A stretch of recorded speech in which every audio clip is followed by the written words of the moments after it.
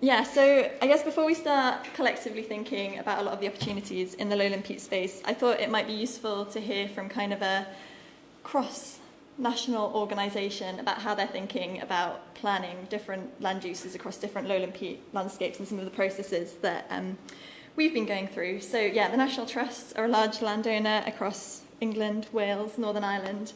And we have a lot of peat. As an organisation, I think we own 25,000 hectares of peat, although we're kind of redoing all that with the new England peat map and looking at our own data. And of that, 70% of it is in some sort of degraded condition. Most of this is focused in the uplands, and that's where like a lot of previous work has happened. But yeah, last year we set out a new strategy within the Trust, which, among other things, intends to create 250,000 hectares of nature-rich landscapes both on and off our land. And that's alongside a fairly ambitious strategy to also have all degraded peat under some sort of restoration by 2035. So a lot of work and capacity building needs to happen internally.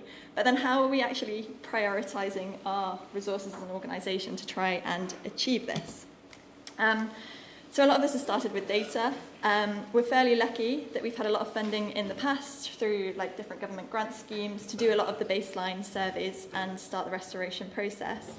But we're now trying to combine all the information that we have, again, with things like the UK habitats maps, England peat map, different soil maps, to try and basically create a national nature network across all of our properties, and kind of thinking at the immediate catchments around them as well, to work out how do we actually start to prioritise some of areas for peat restoration, where we might prioritise tree planting, where we might prioritise grassland creation, and kind of how these can all link with each other. But we're also, through this, trying to work out, well, actually, where are the areas of highest emission on the peatland areas that we have, and where do we really potentially need to be focusing our efforts first? And where are there real opportunities to expand nature from kind of our really valuable areas into the wider landscape? So this kind of mapping that we're going through at the minute is really helping guide resource at a national level. But obviously all the implementation happens at individual properties and through the partnerships at a local level. And that's where the practicalities and ground truthing really play a role in what we can deliver.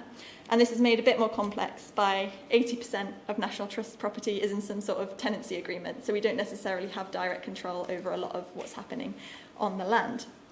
And so when we kind of come into more of a farming context, it's thinking about how can we actually work with agriculture, particularly in the Lowland Peat space, to kind of deliver emissions reductions, increases in biodiversity, and that's where we're starting to look into things like wetland grazing and paludiculture as additional options.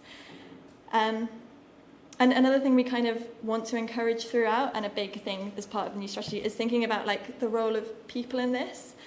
So we know, especially for some of our Lowland Peat areas, the cities around them are some of the most nature-deprived areas in terms of access to green space. So actually, how can we bring people into these Lowland Peat landscapes as we're also kind of trying to re-wet them? And so I thought it might be worth just looking at kind of a local example to try and think about how we're zoning some of our land and what we're doing in different places. And I thought Wicken is an obvious one. So for any of you who've not come across Wicken Fen, it's one of the first reserves that was bought by the National Trust. It recorded its 10,000 species last year, so super diverse place. And there's a big vision in that area to try and connect so it's kind of to the northeast of Cambridge. And we have a big vision in that area as well to connect some of the really nature-rich areas throughout this landscape, and also make it a landscape that people can come into as well. So looking very specifically at like how we're prioritising Lowland Peat in this landscape, our primary aim is actually looking at the sites that are already protected. So if I go back a slide, there's a few SSSIs already within that site.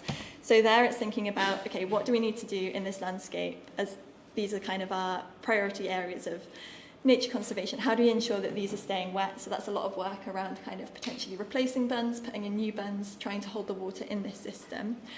And now we've kind of secured that, and it's still an ongoing process, but thinking about, okay, now what do we start to do in the wider landscape, and how do we make decisions? And especially with limited resource, one thing we've started to prioritise recently is using a lot of LiDAR data to look at paleo channels, so kind of old historical areas where actually the rivers and things would have run through these systems before we had a lot of ditching and canalisation and things. And that's been a really useful process because we found that a lot of the actual old paleo channels are where some of the deepest peat is. But they're also kind of providing great opportunities for us to connect the really nature-rich fen, relic fen areas back out into the wider ecosystem to try and like bolster the opportunities for what's in there. And then we're also now trying to do basically a major piece of feasibility work across the land as well, focusing around water supply. So I'm sure many of you in this room know that water supply is one of the biggest barriers to doing a lot of rewetting in the lowlands. So thinking, okay, maybe actually instead of prioritising peat restoration in this space, maybe we need to think about water storage and where we can put in kind of almost ponds and wetter features to hold the water so we have that water through into the summer to keep our relic fen a lot wetter. And then kind of we're increasingly starting to think now about, we've kind of are starting to secure nature a lot more on our land, but how can we do this much more in the wider area?